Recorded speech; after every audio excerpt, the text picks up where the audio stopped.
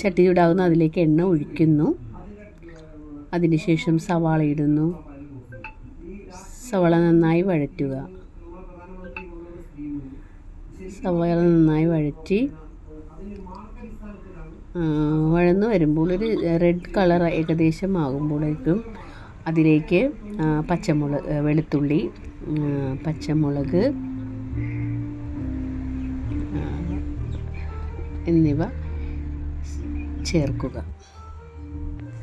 അതിനുശേഷം വഴറ്റുക.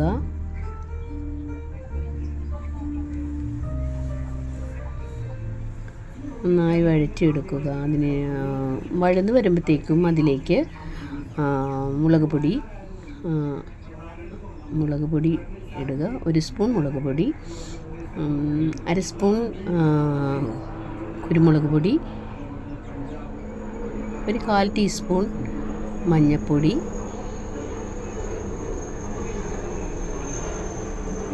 1 ടീസ്പൂൺ മുളക് പൊടി, 4 ചേർത്ത് നന്നായി വഴറ്റുക.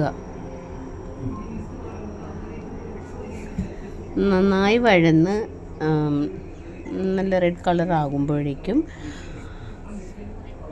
അതിലേക്ക് തേങ്ങ ഇടുക. തേങ്ങാക്കൊത്തിടുക.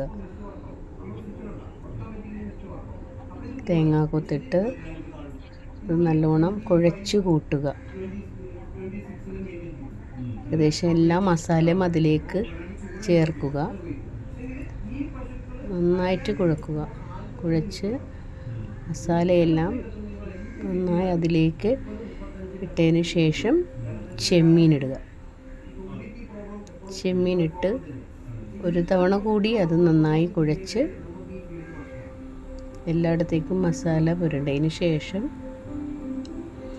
അത് നന്നായി കുഴച്ച് അതിന് ശേഷം നന്നായി വഴന്ന ശേഷം നമ്മൾ അത് അടച്ച് വെക്കണം. അങ്ങനെ വഴന്ന ശേഷം അതടച്ച് വെക്കുക.